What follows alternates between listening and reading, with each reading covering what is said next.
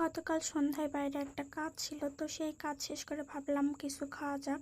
তো চলচরিতলায় যেয়ে আমি ওয়াফেল গার্ডেনে বসছিলাম, বসে সেখানে আমি তাদের মেনু কার্ডটা দেখে এখান থেকে আমি একটা কোকো চিপস বাইট অর্ডার দিয়েছিলাম ওয়াফেল, যেটার প্রাইস ছিল 160 টাকা, আর একটা চিজ কর্ন ডগ অর্ডার দিয়েছিলাম যেটার প্রাইস ছিল 150 টাকা। তো এখানে আমার খাবার আসতে থাকুক, এর মধ্যে আমি তোমাদেরকে তাদের ভিতরের ইন্টেরিয়ারটা একটু দেখাই। খুব বেশি বসার স্পেস নাই, কিন্তু যতটুকু আছে দেখতে ভালোই নিরিবিলি পরিবেশ।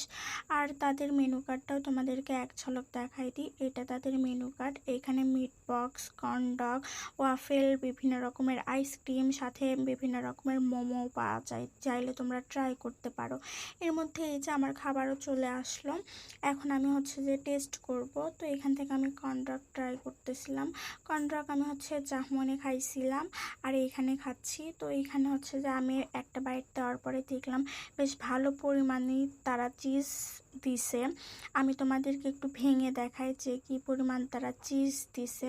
তো এই যে দেখো, আমি তোমাদেরকে ভেঙে দেখাচ্ছি কি একদম বেশ ভালো ভালো কোয়ান্টিটিরই তারা চিজ ইউজ করছে এখানে।